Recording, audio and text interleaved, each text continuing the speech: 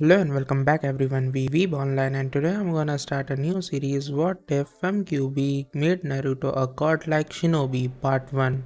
If you enjoyed this video, please give it a big thumbs up, and to watch more videos like this, subscribe to my channel and turn that bell notification on so you never miss an upload. Now wasting no more time, let's begin. Kyubi's sewer prison. Naruto woke up because, well, a loud feminine voice was calling out to him. "Hey Kit, over here," the Kyubi called. Naruto looked around in search of the voice and saw a large cage in the middle of the sewer that had a voluptuous fox woman inside. He almost fainted at the sight of her but realized the situation she was in. He rushed over in an effort to help her. "Hey lady, you need help?" Naruto asked. The fox woman blinked in shock. "Don't you know who I am?" she asked. Naruto raised an eyebrow. "A beautiful woman in distress?" he suggested. The fox woman face faulted at that but quickly regained her composure. "Well yes, but I am also the nine-tailed fox demon," she announced. Naruto's eyes widened for a moment. "You don't look like a fox. Besides, I thought the fox demon was dead," he said in confusion. The fox woman frowned. "This is my human form. Demons cannot be killed by mortals. I was sealed into you when you were a kid. We are in your mind, after all." Naruto looked down. "That's why people called me a demon and tried to kill me so many times," he said sadly. Fox ears and tails lowered in shame. "I'm sorry, Kit. It was a mistake," she said with a look of grief. Naruto blinked. "What do you mean? And what's a kit?" he asked. The fox woman smiled sadly. "A kid is a young fox. Anyway, I attacked Konoha because Jiraiya stole my panties and it was my time of the month. I was hormonal and couldn't think clearly. Once I found out he might be in Konoha, I went there in search of him. Thinking back, people didn't really want me around. Once they started attacking me, I went on a rampage." It was Naruto's turn to face fault. A fit of laughter followed. "Yep, same old Jiraiya." Once Naruto regained his composure, the fox woman continued.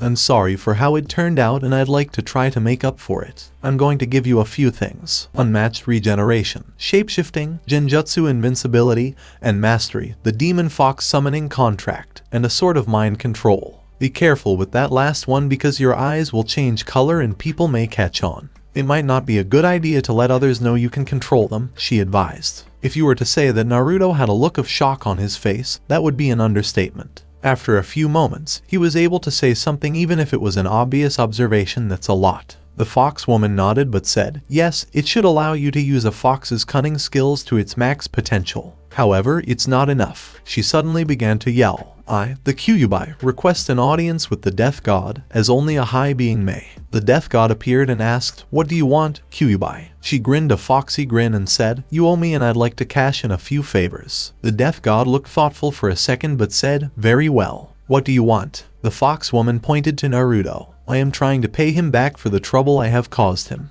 I want you to give him abilities that only a Death God can bestow." The Death God looked at Naruto and spoke, "As you wish. Naruto Namikaze, I have given you immortality, space, time travel, necromancer skills, extra soul storage so that you may summon me as I require a soul as tribute, life manipulation and object creation, which are abilities from my wife, the Divine God, the abilities of several beings not of this world that consists of jutsu not requiring chakra, sucking blood to absorb abilities and power along with souls if you wish." Naruto fainted from the overload of information. The Death God looked at the Kyubi. "I may not think this is a good idea, but at least I owe you one less favor." With that, the Death God was gone without a trace. Reality. Naruto woke up in his apartment feeling much different. He had knowledge on how to use each ability he was given and even information on his heritage. Naruto left his apartment. "Time to see the old man," he said as he took to the rooftops to get to the cage tower. Naruto burst into the third Hokage's office to be surrounded by ANBU. "Stand down," Hiruzen ordered.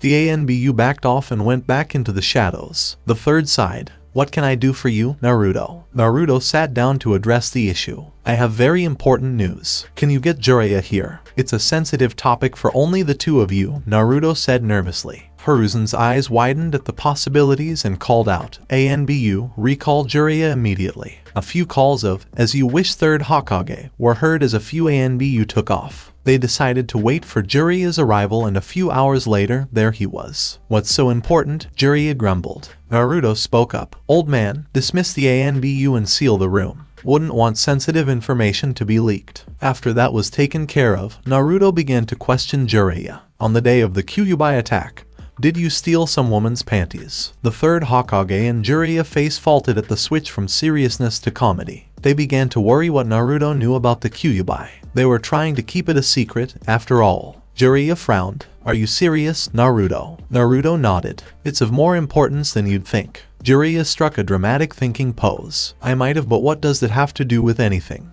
Naruto smirked. You'll see. He started to go through hand signs and yelled, summoning jutsu. A cloud of smoke appeared and a voluptuous fox woman appeared. Hiruzen noticed the fox ears and tails and began to panic and worry for the seal. Jiraiya began to have perverse giggles until the fox woman pointed an accusing finger at him. You, this is all your fault, you stupid pervert, she declared. Jiraiya blinked in confusion. What did I do? Have we met? The pervert asked. The fox woman began to growl. I'm the Kyubi, you idiot. In a monthly hormonal rage, I came looking for you, the mortal that dare steal my panties. I approached Konoha in my fox form because it's faster and I was attacked. I was only protecting myself. Jiraiya paled in realization that he may have caused the Kyubi attack and tried to sneak away but was held in place with a tail. Where do you think you're going, panty thief? The fox woman growled. One pervert beating later. The third looked at Naruto in concern. I'll need to have Jiraiya check the seal later to verify it still holds, the old man said. The Kyubi bowed to the third Hokage. I have no problem with that. I've only been summoned. Naruto did sign the fox demon summoning contract, after all. I do apologize for all of the trouble I caused because of that pervert. Hiruzen shrugged. It's alright. Jiraiya took his perverse tendencies too far. He will be publicly announcing the news we have uncovered.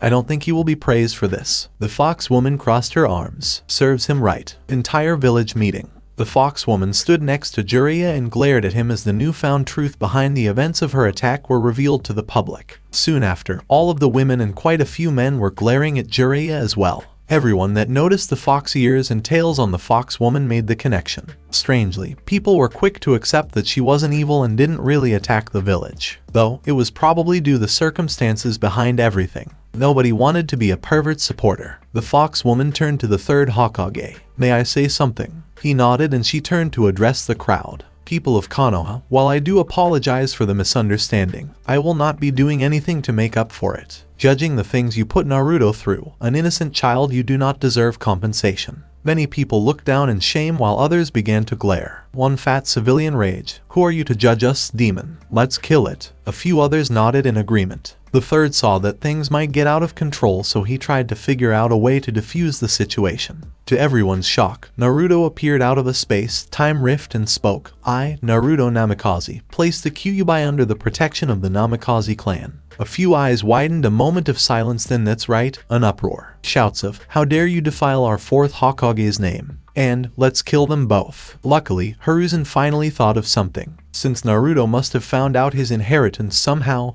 and just announced it, he might as well prove Naruto's claim. Naruto is the son of the fourth Hokage. Can't you see the resemblance? He asked. The reactions were mixed. Most people fainted. Those who didn't were speechless. The third continued, Naruto, as obvious as it is, I didn't think you knew. I was planning to tell you in a few years. It was for your protection. I hope you understand. Here are the keys to the Namikaze compound. Naruto took the keys and shrugged. I would have done it differently, but I forgive you, old man. He opened the space-time rift and the fox woman entered it. He was about to follow, but the old man said, Naruto, I want to have a meeting with you as soon as possible so you can tell me about these new abilities. Naruto nodded and left through the space-time rift as it closed behind him. Hokage's office. It was a new day and Naruto was having a meeting with the third Hokage. Naruto realized he wouldn't be able to change people's views on the whole situation, so he was going to try a different approach. Though the people know and accept the truth of what happened with the Kyubi's attack, they still want to blame me. That's fine. They can blame me all they want. I won't be in Konoha to have to deal with it. I, Naruto Namikaze of the Namikaze clan, am moving the Namikaze clan out of Konoha,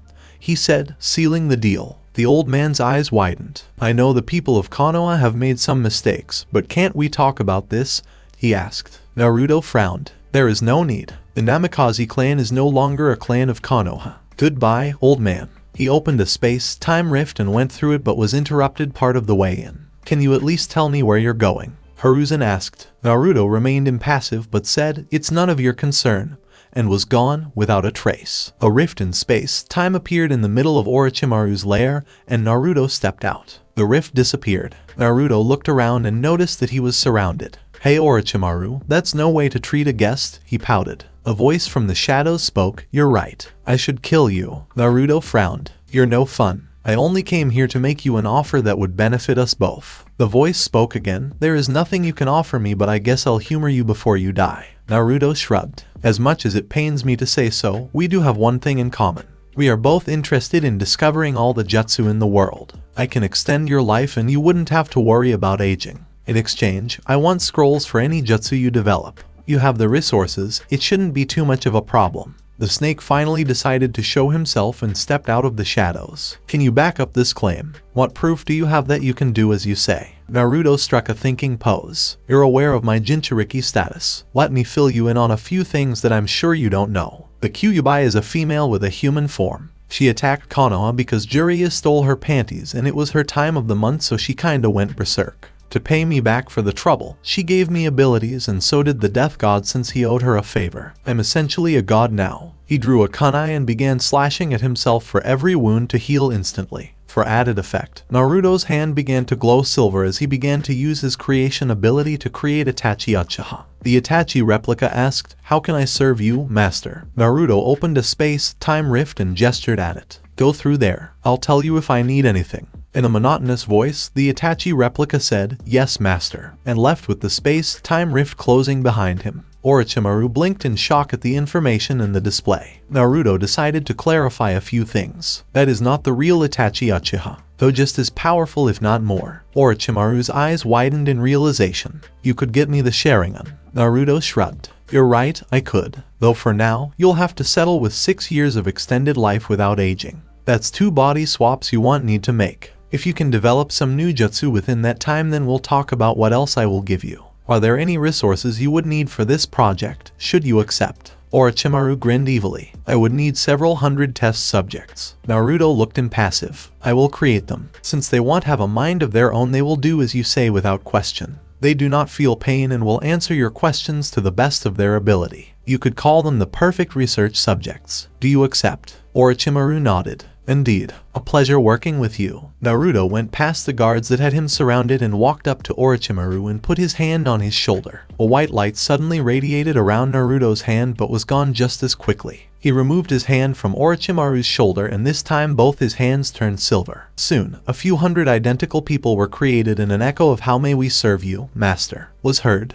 Naruto addressed them all. You are to assist Orochimaru with his research however he needs you to. An echo of "Yes, master" was heard. Naruto opened a space-time rift and said, I'll see you in 6 years, Orochimaru. With that, he was gone, leaving Orochimaru to his new experiments. Naruto opened a space-time rift in front of the gates of Kiri. He was surrounded upon exit. A Kiri nin said, Halt. What business do you have here? Naruto struck a dramatic thinking pose. I wish to speak with the Mizukage. It involves a possible alliance. A few guards seemed to relax a bit, but one that didn't spoke, very well. I will find out if she will see you. Keep him here. The other guards nodded in agreement as the first took off. Naruto decided to pass the time with a conversation. I know you guys just had a civil war, but couldn't you be more hospitable to guests? The gate guards said nothing but were visibly angered, so Naruto decided to lay off. A few minutes later, the Mizukage arrived with a few bodyguards and spoke. I am Meiterumi, the Mizukage. What can I do for you? Naruto smiled. There is an island to the northeast of here that I will be creating a new hidden village. Ne rose an eyebrow. You, alone? Naruto shrugged and did his signature hand sign, making a few people stiffen. Multi-shadow clone jutsu. The mass thousands of Naruto copies appeared.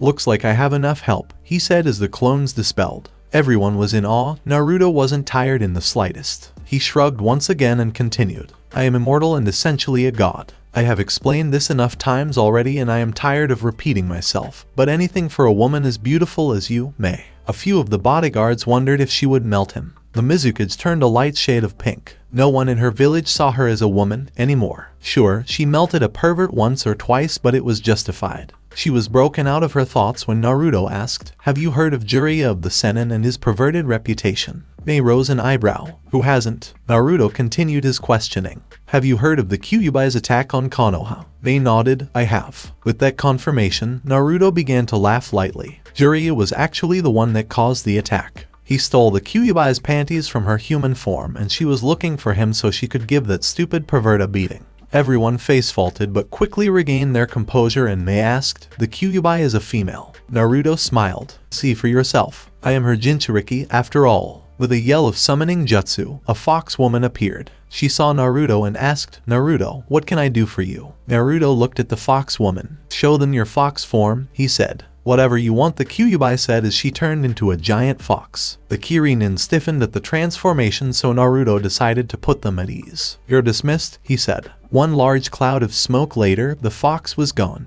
Now that the Kyubi's gender was proven, it was time to continue. Anyway, so Konoha didn't trust a giant fox running around in a rage and began to attack her. In the end, all it was self-defense, Naruto said. Naruto was telling this story rather slowly with quite a few pauses in between to let everything sink in.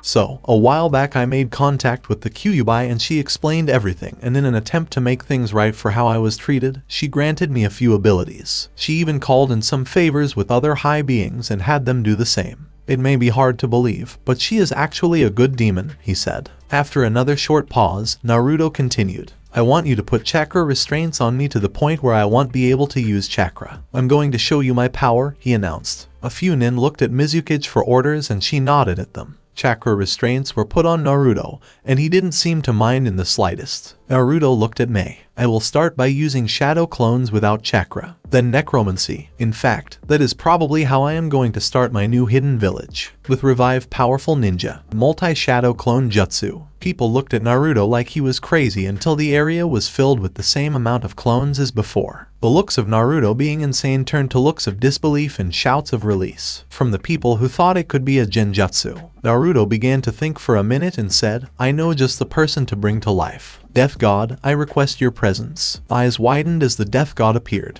"Why have you summoned me, Naruto?" Naruto frowned. "You're too uptight. You should really take a vacation one of these days, old friend." The fact that Naruto was acting like he was good friends with the Death God worried people. A dark chuckle seemed to emerge from the Death God. "I will consider it. Now, what can I do for you, Naruto?" Naruto extended his hand and a soul appeared. "I wish to trade this soul for the soul of Minato Namikaze. I wouldn't have come to you, but he is in your possession, after all." The Death God nodded and made the exchange. "You aren't forgetting my tribute for this summon, are you?" Naruto rose an eyebrow. "Of course not." Another soul appeared out of his hand. The Death God took the soul and vanished. Naruto's hand glowed black as Minato Namikaze was brought into existence. Minato looked around in confusion. "This isn't Konoha, wait a minute. I thought I was dead." A voice made him turn and his eyes widened at the sight. "You're right, this isn't Konoha, you were dead, but that is no longer the case, Father." Minato looked confused. "Naruto." Naruto nodded and Minato hugged him and asked, "You're grown up, how am I here?" They broke from the hug and Naruto spoke. "I will explain everything later." He looked at the Mizukage and continued, "The village I am building will be known as the village hidden in the lava. I wish to ally with Kiri once it is built. I know you just got through a civil war and are weakened. That is the reason I wish to ally with you, to prevent other nations from taking advantage of a time like this." The Mizukage blinked in shock at his reasoning. "Very well. We of Kiri appreciate your assistance," she said. Minato looked confused. "Naruto, I am glad to know you have become a good man. But what do you mean you're building a village? What happened to Konoha?" he asked with slight worry. Naruto frowned at the topic but answered anyway. "They could not accept me because of my Jinchuriki status, and so I removed our clan and left," he said sadly. Naruto noticed Minato's dumbstruck expression but ignored it. Returning to the previous topic, Naruto smiled. "Is there anything your country is in need of? I can create anything out of nothing," he said proudly. Mei thought for a moment. "You could strengthen our defenses," she suggested. Naruto looked around and nodded in agreement. "Good idea. The only real protection you have right now is the mist, though that can only do so much," he said. Naruto's hands glowed silver as he rose them to the direction of the village. A few Kirinins tensed in preparation for attack, but a giant jello dome surrounded the village. Naruto admired his work for a moment, then decided to explain the strange barrier. "You will only be able to enter if you have no bad intentions for the village. Try to attack the structure. I want you to see the resilience," he said with a grin. The Kirinins looked at Mei for orders, and she nodded in confirmation. The Jello Dome was attacked with a barrage of different jutsu but would only twitch in response. Once the Mizukage was satisfied that the structure wouldn't be broken, she called off the attacks. Naruto began to walk toward Mei as he spoke. "That is my gift to the Hidden Mist Village. I will leave a shadow clone here. If you need my assistance, tell the clone." It will dispel and I will come to help. At this point he was right in front of May and decided to tell her one last thing too quietly for anyone else to hear. I only wish I could stay to spend more time with someone of such divine beauty. May wasn't used to the attention because the men of her village were too afraid of being melted to make advances of any sort toward her. Needless to say, she turned pink again, though a little darker than before. Naruto created a shadow clone to leave behind because he could keep them up indefinitely. He opened a space-time rift and went through it, Minato in tow. Looks like he forgot about the chakra restraints. Oh well, it won't affect him so it doesn't really matter. Naruto and Minato Namikaze came out of the space-time rift and arrived on an island to the northeast of the hidden mist village. Naruto made his signature hand signs and amassed thousands of shadow clones appeared. Naruto had the shadow clones alter the terrain and leave the landscape bare while he filled Minato in on everything that had happened.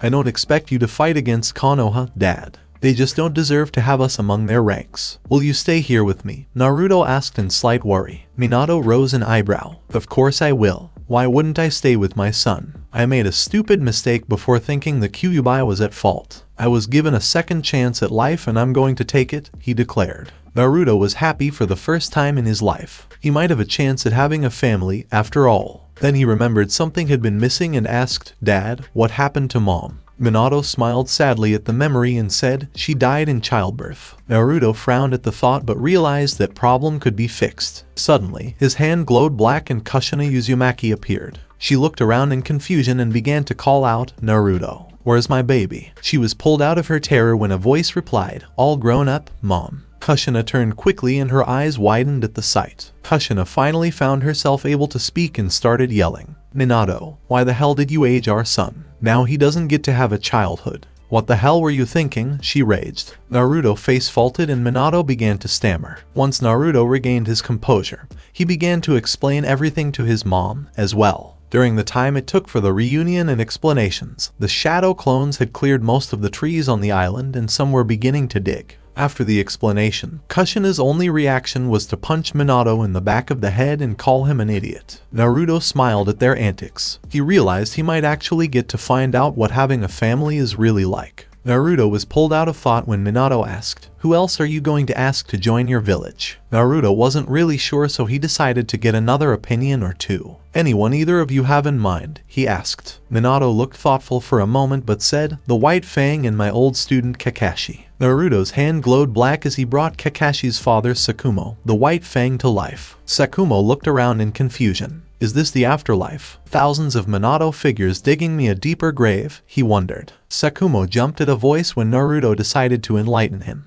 Those aren't Minato figures. They're my shadow clones. Sakumo Hadake, you are no longer dead. I have resurrected you, he said. Sakumo blinked in surprise. Minato, slightly younger Minato. Kushina, how long have I been dead? He asked. Naruto frowned. I am Naruto, Minato's and Kushina's son. Not a slightly younger Minato to answer your question. A good 20 years. Your son, Kakashi, is still alive and I'm sure he would love to meet you, he offered. Sakumo smiled sadly. Sorry for the mix-up. Anyway, I doubt he would want to see me if it has been as long as you say. I wasn't there to see him grow up, he said. Minato walked up and put his hand on Sakumo's shoulder. I wasn't there to see my son grow up, either. But unlike you, it wasn't because of emotional grief. I was just an idiot. It's all the same though. My son is just glad to have a family and I'm sure your son would feel the same way, he advised. Sakumo looked down. Even so, I can't go back to Konoha now, after everything that has happened, he said. Now it was Naruto's turn to speak up.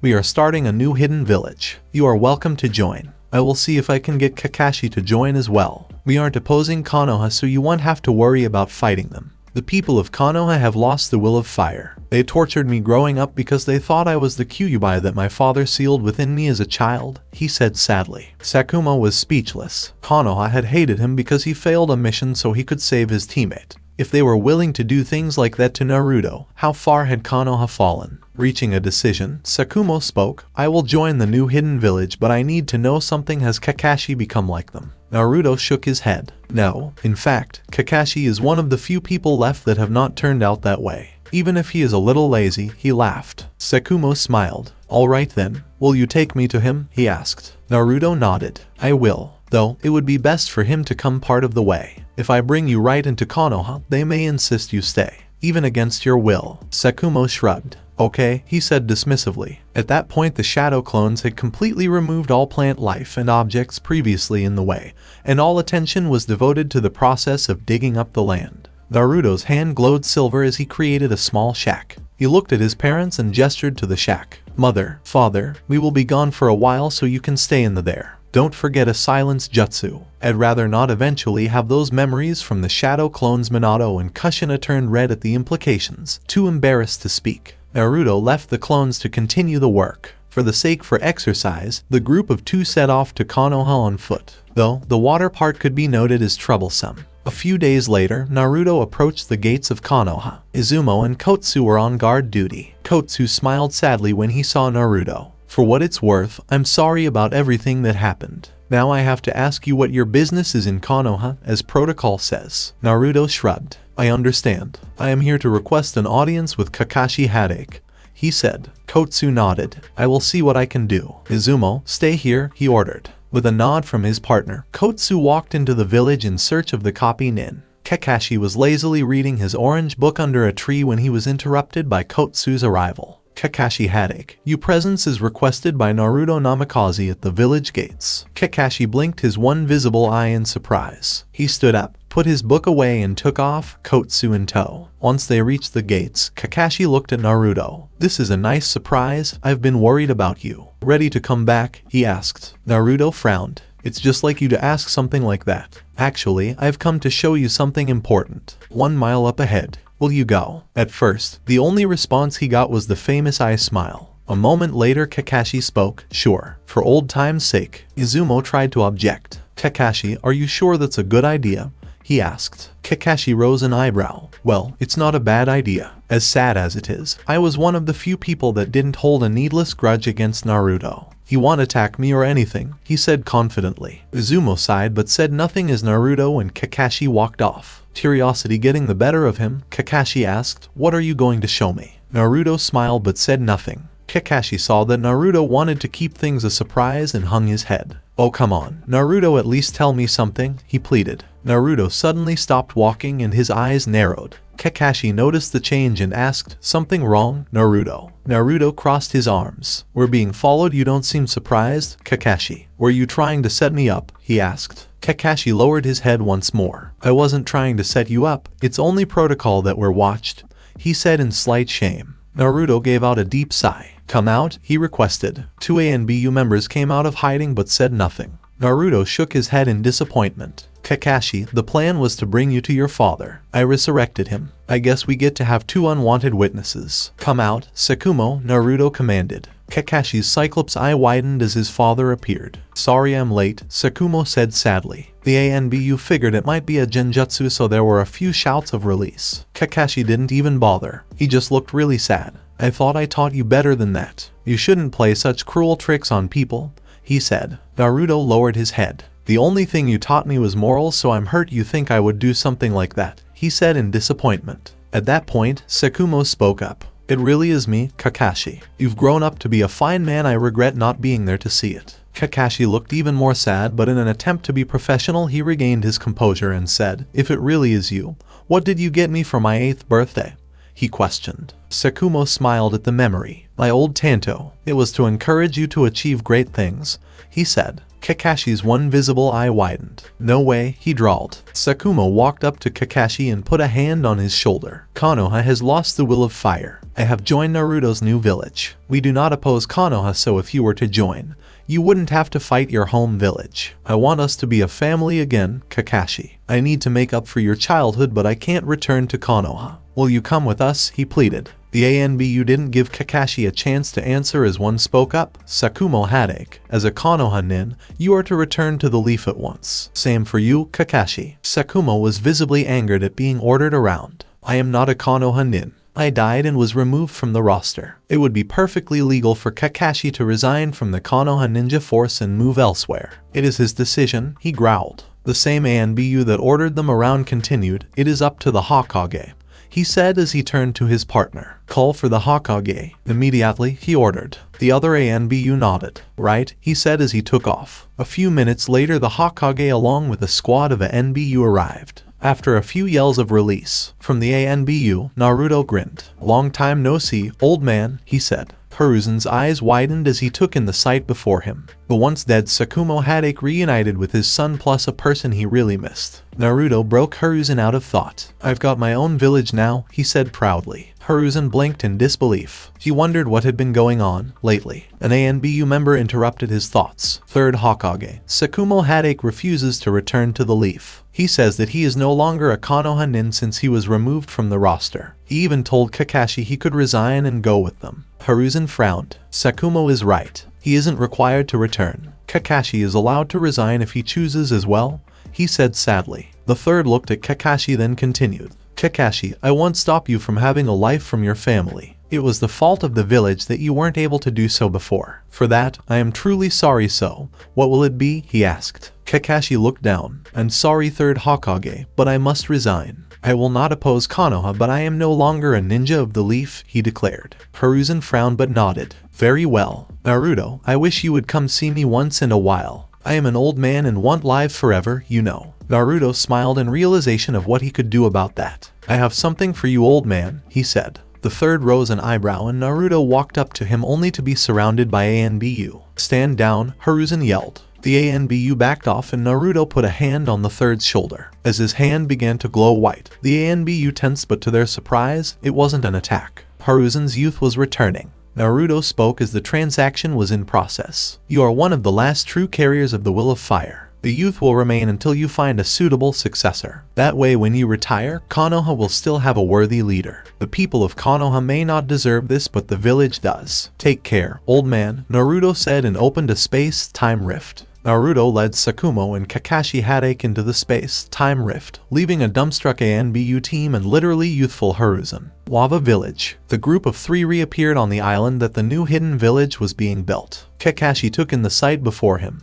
Naruto clones had made a huge hole in the ground in the shape of a giant square. It was deep enough to completely bury two 3-story buildings. There were tunnels heading in different directions, and the clones were currently working on lining the walls, ceilings, and floors with a strange crystal material. A crystal that didn't appear to be breakable. Naruto frowned. "Guess it's not complete yet. I will have to get you to a cabin or something for now. You don't mind, do you?" he asked. Kakashi and Sakumo shook their heads no in unison. Naruto's hand glowed silver and two small cabins appeared. Naruto saw the looks of slight disappointment and said, "Things are almost done and I'm sure the finished product is well worth the wait." Sakumo smiled slightly and went into the cabin assigned to him. Kakashi looked like he had a lot on his mind. His response was a delayed nod before he went into his cabin. There would be much to work out between them before they could be a functioning family. The next day, Naruto decided to call a meeting with the small group of people that live in his village. Once everyone was gathered in the main room of the underground area, Naruto spoke. "I am going and I will return in a few days. There are enough supplies, but if you need anything, make one of my clones dispel." There were nods of acceptance from everyone except Kushina. "Where are you going, young man?" she questioned.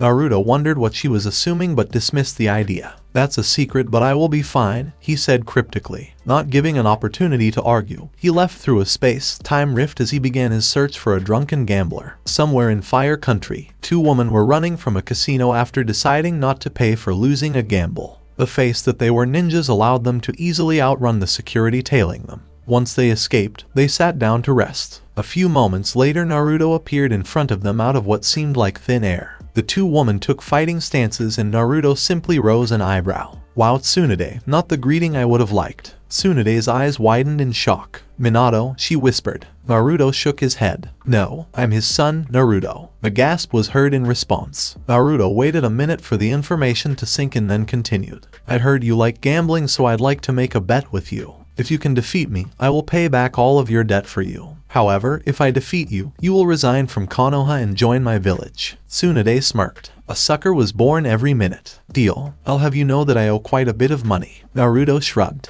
"Doesn't matter," he said. The other woman, who had been silent the whole time, figured she better speak up. "Lady Tsunade, you must reconsider." The offer was nice, but she didn't want to see some teen get beat into the ground. A noise emerged from Tsunade, almost like a growl. "Be quiet, Shizune," she yelled. Not wasting any time, Tsunade charged. Naruto simply stood there with an impassive look. Once she got within range, she lashed out with a right hook. In a cloud of smoke, a shadow clone was dispelled. Warning, sexual elements. Tsunade had a look of surprise on her face which quickly changed to one of rage when she felt someone groping her ass. "You pervert," she yelled as she swung around hoping to catch him with an elbow. Once again, smoke signaled that it was a shadow clone. A nearby voice got her attention. "Sorry about that, they seem to have minds of their own. Though, I could do that too if you want." Tsunade turned red. "Not a chance," she yelled. Warning end. Naruto started going through odd hand signs. Slime clone jutsu. 5 Naruto copies were brought into existence. Tsunade charged the group of clones wondering what the hell slime clones were. As soon as she hit one, she found out. Her arm went through the clone and she was no longer able to move. The slime clone had her stuck in place. Now that she was immobile, one clone charged. Tsunade retaliated with a kick which resulted in her leg being stuck. Unable to do anything further, the slime clones merged themselves with her other arm and leg, completely immobilizing her movement. Warning, sexual elements. Naruto strode forward and asked, "Do you accept defeat or do I have to encourage you?" Tsunade turned red.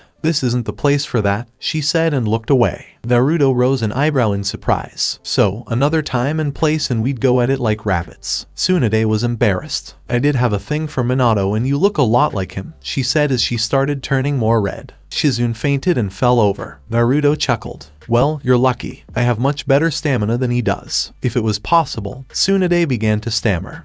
"How would why you know that?" she asked. Naruto had a look of disgust on his face for a moment. "Let's just say that either him or mom forgot the silencing seal last night." Warning end. Tsunade's face turned so red that she started to resemble a tomato. Shizune finally woke up and Naruto opened a space-time rift. "Since you are defeated, you have to join my village. We will send Konoha a letter," he said as he led them inside. The group came out of the space-time rift and onto the island. Most of it was covered in lava. Naruto decided to announce, "Tsunade, Shizune, welcome to the village hidden in the lava." Shizune looked confused. "Where's the village?" she wondered. Naruto grinned at the confusion. "It's just as the name suggests," he said proudly. Naruto paused for a moment then continued. "I could have brought you guys in directly but I wanted to showcase the surface first," he said and opened another space-time rift. Once everyone went in, they came out in what appeared to be the main room of an underground hideout. The room was empty except for a swirling portal in the center. Everything was lined with a strange crystal. There were tunnels that led off in different directions, presumably to different areas of the underground village. Naruto began to walk toward one of the paths. "Follow me," he called. The two women followed him as he led them through a tunnel. When they reached the other side of the tunnel, there were more tunnels. "Take your pick. They all lead to bedrooms. There is a bathroom in each bedroom," Naruto told them. He remembered a feature he had included in each room and said, "Let me show you something," as he walked into a bedroom at random. They followed him inside and he pointed to a panel on the wall. There were switches next to light bulbs and numbers. If you flip the switch next to a specific room number, their light bulb for your room number will buzz and light up, signaling you want them for something, he said and turned to directly face Tsunade. "I'm in room number 6, he winked. Tsunade turned red but said nothing, so Naruto continued. "Meals will be delivered to you directly by my shadow clones." Naruto's room. Naruto was sitting on his bed relaxing and thought. The village is finally built but was pulled out of his thoughts in relaxation time when his door burst open revealing an angry Kushina. "Where the hell have you been?" she raged in a mother-like fashion. Naruto fell out of his bed in surprise but said, "Getting people to join our village." Kushina's motherly rage seemed to tone down a bit. "Next time tell me exactly where you are going before you leave," she scolded. Naruto looked down in defeat. "Yes, mother," he drawled. Satisfied, she left his room without another word, making Naruto wonder why he was being treated like a child. Did Kushina still not realize how old he was? Hokage's office. A messenger burst into Hiruzen's office. "Third Hokage. A message from Tsunade," the man said as he handed the letter off. Hiruzen frowned at the interruption but dismissed the messenger. He opened the letter and read her resignation from the Leaf Village. This made him groan. The council wouldn't like this at all. When the council heard the news about Kakashi and Sakumo, they raged about Naruto taking some of their best jounin. Tsunade didn't say where she was going, but the council would probably blame Naruto for her resignation, even if it wasn't his fault. For now, he wouldn't tell them, but it was only a matter of time before they found out. Unfortunately, the third didn't notice the Root ANBU in the shadows that took off to relay the news to Danzo. Root HQ. The Root Nin knelt before Danzo as he gave his report. That was when the third was given a letter from Tsunade.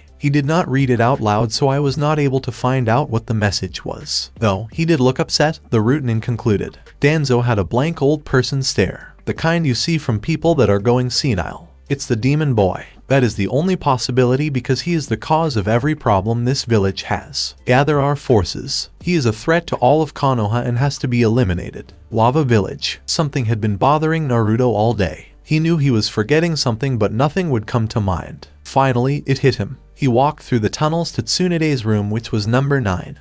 What was Naruto's room number? So that he could surprise her with something he should have already given her. Something deep. Naruto knocked on her door before entering. Tsunade was sitting on her bed. Hearing the door open, she looked up just in time for Naruto to give her a deep connection from her past. What were you thinking? He brought her younger brother Nawaki to life for her. It was quite the emotional evening. The next day, Naruto was going to go to Konoha in search for some possible recruits. However, that wasn't the only reason. He also wanted to check up on the third. The fact that his mother wanted him to tell her before he left exactly where he would be going was an annoyance. He was no longer a child and would make a point of it if Kushina tried to treat him like one again. Because of what had happened the last time that Naruto went to Konoha, he thought that he would take a different approach. Instead of going straight through the gates, he would appear right in the old man's office. That was exactly what he did. As usual, he was surrounded by ANBU until they were ordered to stand down. A pleasant surprise. What can I do for you, Naruto? The third Hokage asked. I just want to talk, old man.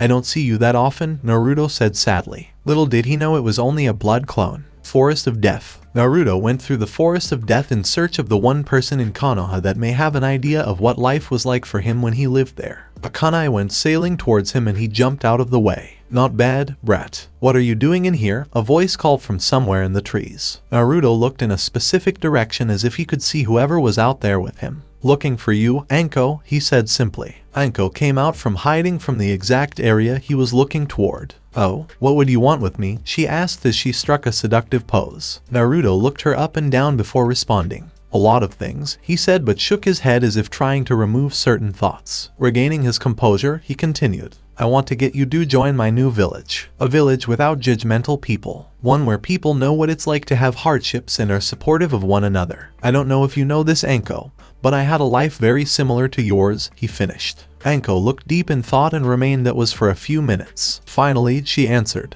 Yeah, but I can't just leave Konoha. They will finally have the reason they've been looking for to hunt down and kill the snake bitch, she said sadly. Naruto put a hand on her shoulder. If you resign as a Konoha, then there will be nothing they can do to stop you from leaving. That's why that isn't made common knowledge, he said. Anko's eyes lit up like she had discovered a lifetime supply of dango. I will join, she decided. Naruto looked at her neck and she began to shiver and rub the spot with the curse mark without even knowing she was doing it. I can remove that, if you want, he offered. Anko looked away in depression. It's permanent, she whispered. Naruto shook his head. Not anymore. This will hurt, but afterwards you'll have your life back, he said as he suddenly bit her neck. It was a strange but not unfamiliar sensation for Anko. A mixture of pain and pleasure. Soft moans escaped her as Naruto sucked the piece of Orochimaru's soul out of her neck. Once he was done, she lost consciousness and began to fall. Naruto quickly caught her and took her away in a space-time rift. Hyuga compound. Hinata was sitting on her bed feeling very alone in the world. She had recently lost the last person important to her. Her thoughts were clouded with memories until the person she was thinking of opened a space-time rift and pulled her into it. Hinata and Naruto reappeared from the space-time rift in a clearing of a forest. Hinata was in a daze from the shock of everything and was less able to form words than normal. Once Hinata had calmed down, she realized that she was alone with Naruto and fainted. Naruto sighed in memory of the once common occurrence. His hand began to glow black and Hinata's mother Hitomi was brought back to life. As usual, it was a shock, but Naruto explained how she was there and that Hinata was her daughter. Once Hinata woke up, she fainted again at the new sight. Naruto shook his head at the limited progress they were making. Hinata woke again and was quickly calmed down to avoid fainting. Her face still had a tomato-like shade of red, but it was still some progress. Finally, Naruto spoke. Hinata, you were dealt a bad hand from the beginning. I have resurrected your mom to give you another chance. Though, you should remember how your life here is. I am offering you and your mother a home in my village. You would have a much better life there. All you have to do is resign from Konoha. However, that choice is completely up to you. Hinata began her nervous finger habit and said of C curse I'll go with YU and Naruto. Suddenly, Naruto's eyes narrowed as he looked off to seemingly nowhere. I should have known you'd notice, Hayashi. With your all-seeing eyes, it would be hard not to. Hayashi came into the clearing looking high and mighty. Why am I not surprised you would try something like this? Demon. He sneered and then gazed at Hinata and growled. You will not be going anywhere with him. I will not allow the demon to steal our bloodline, he declared. Naruto laughed at the ignorance and said, I have no need for your bloodline. I want Hinata as a person. Something bothers me. How could you not notice your wife? I guess those eyes aren't all-seeing after all, he concluded. Hayashi was glowing with rage. That is not my wife, he said as he rushed Naruto. Hitomi looked down sadly at the declaration. Naruto just sighed in annoyance as his eyes turned red, making Hayashi suddenly stop and have a blank look. You will forget what you saw here and go home. You are tired and need some sleep, Naruto told him, earning a blank nod as Hayashi walked off in an almost zombie-like way. Hokage office. I'm glad we can talk once in a while, Naruto. Anyway, there's something I'd like you to know, Hiruzen said, taking a more serious tone. Naruto rose an eyebrow and made some attempts to finish the third sentence for him. You're old. You're retiring. Someone found your Ika stash. Someone caught you peeking with the crystal ball. They overheard a dirty conversation you had with Jiraiya. The old man face-faulted and took on a skin tone that would rival Orochimaru's because of the possibility of someone hearing what Naruto said. Once Hiruzen regained his composure, he shook his head vigorously. No. The council may want you dead. They blame you for everything that goes wrong. As it is, he said sadly. Naruto frowned and looked down. I'm sure they do. There's one thing I want to make sure you know before I leave. Naruto looked straight at the third and continued. I will never attack Konoha or anyone that lives here as long as Konoha does not attack me or anyone of my village. Hiruzen smiled sadly. If only that was good enough for everyone. As long as you exist, they will fear you may decide to take rightful vengeance on them. Naruto sighed a little louder than normal, which was his brief pause before he said, I do not want vengeance. I only wish to create a village of people that know hardships and are understanding of one another. Naruto's eyes narrowed as he noticed a root nin vanish. He said nothing and a few more minutes of conversation followed. I honestly think I can change the world. Anyway, this was a nice visit and we'll have to do it again sometime. I'll be seeing you, old man. The third smiled fondly and replied, make sure you do. Come visit soon, alright. Sure thing, Naruto said as he vanished in a swirl of flames. Root HQ. A root nin knelt as he gave his report to Danzo. He may not be there much longer, sir. Danzo knew it may be his only chance to take out the demon child. Root, find the demon and kill him once he leaves Konoha's walls. With that order, the headquarters of the Foundation were empty, except for one senile old man. Nearby Konoha gates, Naruto was walking down a path leading away from Konoha when he was surrounded by the ninjas of the Foundation. One of the root nins in the front said, Naruto Namikaze, as a threat to the leaf you are to be eliminated. Naruto frowned. I'm not a threat to the leaf, but I guess that is a matter of opinion. Though, that last part is kind of an impossibility. I can't be eliminated because I am immortal, he said simply. The same root nin said, we shall see. Naruto shrugged and said, I guess so. The few hundred ANBU of the Foundation charged Naruto, all at once. He yawned in response before disappearing and reappearing from view in an attack, leaving only one survivor. Naruto turned to walk away, leaving a message for Danzo. Tell Danzo I only fight in self-defense or to protect others. I am no threat to the leaf as long as they do not provoke me. Another thing, I'm only a blood clone.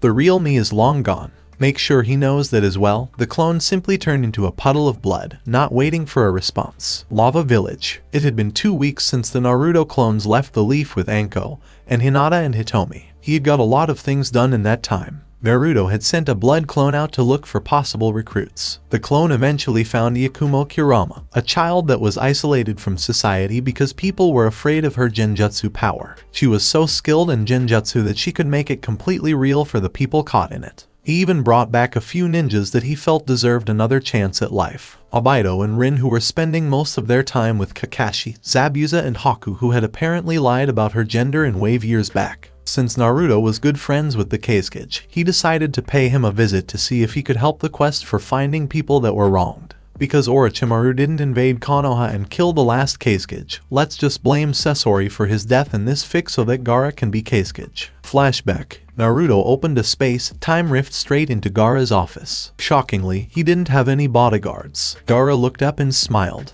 What can I do for you, old friend? He asked. Naruto explained his new abilities and the goals that he had. Gaara was very understanding and supportive of wanting a sanctuary for people that have lived hard lives. So naturally, when Naruto asked if he knew of anyone he should seek out, he went straight into his cage files to be of as much help as possible. Flashback end. Unfortunately, Gaara was only able to give Naruto one name. Pakura. Flashback. Where am I? Pakura asked dangerously. Naruto rose an eyebrow at her hostility. The village hidden in the lava. I am on a journey to find people that have been wronged and offer them sanctuary and another chance at a good life. Who better to ask for help with that than the fifth Kazekage, who had the one-tailed demon sealed within him. Someone who understands a hard life. That is how I heard of you. Official files. I'm sorry how things turned out for you before, he offered. Pakura growled in response. What would you know? Naruto looked down in sad memory. Much more than you would think. I hold the nine-tailed demon within me, he said. Once Pakura understood what he was doing, she began to respect him. Though, it may be more than that. Flashback end. Since Naruto removed the curse mark from Anko, she had tried quite a few times to have her way with him. She didn't try to hide it, either. A few of those attempts were even made in public. Today, Naruto was in an empty room with Sakumo and Anko. He had called them there earlier to have a discussion. He wouldn't tell them what it was about, which was cause for concern. The three of them were sitting down in silence. Noticing the way Anko was eyeing him, Naruto decided to avoid possible situations by getting started with the reason he called them there. He stood and his hand began to glow black as he resurrected the first and second Hokages, Hashirama Senju and Tobirama Senju. Tobirama looked around and saw his brother. Realizing the situation they were in, he said one word. Reanimation. A voice from behind discredited the theory. No, that is not it. First Hokage, second Hokage. Tobirama's eyes widened. Minato. Where's Hiruzen? He asked. Naruto shook his head. Then not Minato. I'm his son, Naruto. I have brought the two of you back to the land of the living to seek your advice among other things. Tobirama narrowed his eyes. Minato's son, eh? Why don't you have a leaf headband? He asked with suspicion. Naruto looked down before he started his sad explanation. We are no longer ninja of the leaf. The three of us are perfect examples of how far the leaf has fallen. It seems they no longer follow your teachings of the will of fire. I was tortured and abused as a child by everyone in the leaf except for a select few because I was made into the Jinchuriki of the Kyubi and people thought I was a reincarnation. He gestured to Sakumo to signal his turn to speak. Sakumo picked up on what he was doing and said, I save a comrade's life at the cost of a mission. I became hated because I didn't follow the rules of being a shinobi.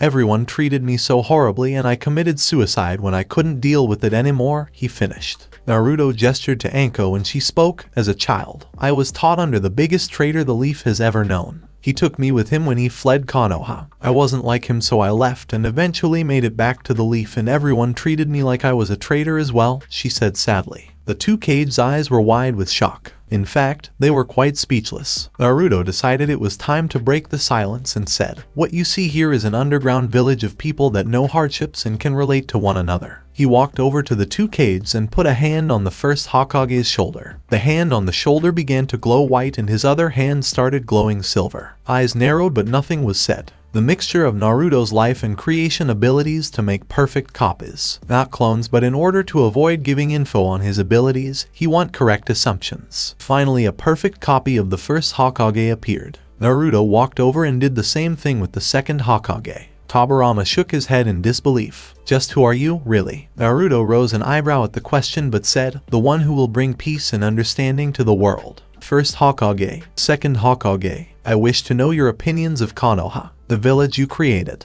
Hashirama hung his head. It's disappointing to know that the people of the leaf have lost their way and much too soon. It has only been a few generations, he said sadly. Tobirama looked away and said, I want to talk with them so that I can find out what went wrong. What are you going to do with those clones, anyway? Naruto shrugged in response. If you talk with Konoha, they will demand you join up with them so that they can have an increase in military might even though they are already ranked number 1. As for the clones, let me show you, he said and bit the Hashirama lookalike. Hashirama shuddered in response and Tobirama rose an eyebrow. He had one word to say. Tinky. The Hashirama lookalike turned to dust and Naruto bit the Tobirama lookalike. The two Hokages kind of swapped previous roles with their reactions. Soon enough, the Tobirama lookalike turned to dust as well. Naruto gave them a display of his newfound control over the water element and ability to use the wood style, making eyes widen. The two Kage shook off their surprise and slight disgust and Tobirama continued their conversation from before. I would like the three of you to come with us to see how the leaf reacts. If they are past redemption, we will join you since I like what you are doing here. Don't misunderstand me, as founders of Konoha, we will not attack the leaf should you be at war with them.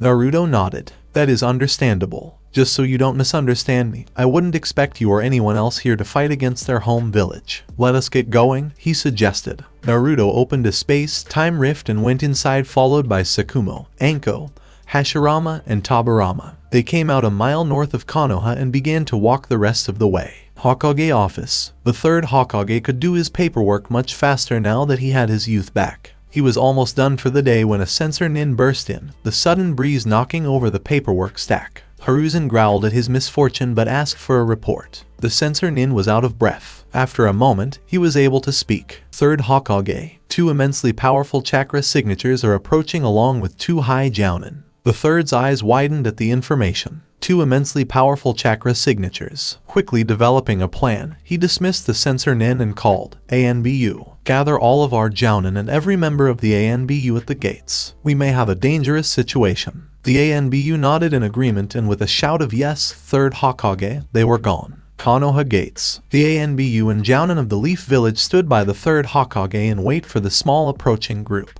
Those of the Hyuga clan were using their bloodline to identify the group from afar. Naruto was using his complete mastery of Genjutsu to hide himself from even the eyes of the Hyuga, though all he was doing was making himself seem invisible. Test run, maybe. Hayashi was the first to see the group because the range for his bloodline was the farthest. Hiruzen, you're not going to believe this, the first and second Hokages are among them. Hiruzen's eyes widened in disbelief. It can't be, Naruto must have brought them back, why would he do that? One jounin said, he probably wants to use them to attack us, making a few others nod in agreement. The discussion of motives caused a big commotion that attracted almost the whole village by the time Naruto and his group arrived. Naruto removed the Genjutsu when they got close and become visible. A member of the Shinobi Council asked, Third Hokage, I thought you said it was a group of 4, there are 5 of them. The third groaned in annoyance. I can see that, Naruto. How did you erase your chakra signature? Naruto rose an eyebrow in response and asked, I erased my chakra signature. Everyone face faulted.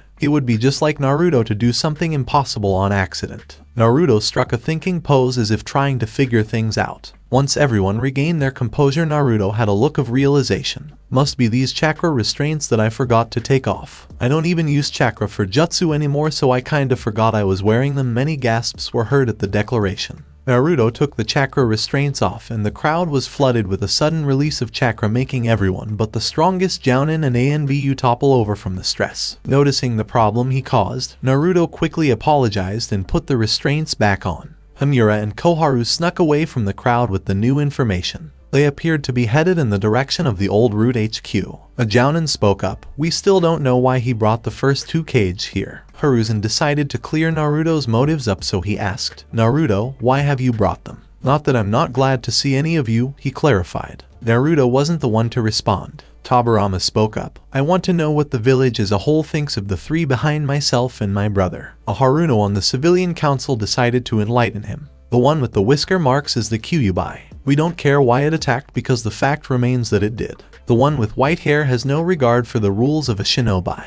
Or the woman with the purple hair is a traitorous spy for her teacher Orochimaru. The crowd was almost in universal agreement. Hiruzen looked down in disappointment. Hashirama faked interest and asked, so, what did you do about it? At that point, many people came forth describing how they tortured the demon and the way they treated Sakumo and Anko. When the Hokages had finally heard enough, Tabarama said, I am sorry, Hiruzen. The leaf has lost its way. I see no shot at redemption. Farewell, Konoha. The group began to walk away. One stupid villager asked, You're not going to help us finish the job. The Hokages didn't even bother responding, but Naruto suddenly stopped. Without looking back, he said, for the record, the Kyubi didn't initiate attack. Ninjas of Konoha attacked first. It was self-defense. The crowd was in uproar at the accusation, but Naruto simply ignored them and opened a space-time rift. Before they could enter, members of the council began to shout things like, stop them, or third Hokage, make them return to the leaf. Hiruzen had been down this road before and just ignored the council's demands since there was nothing he could do. The group of 5 left without a word.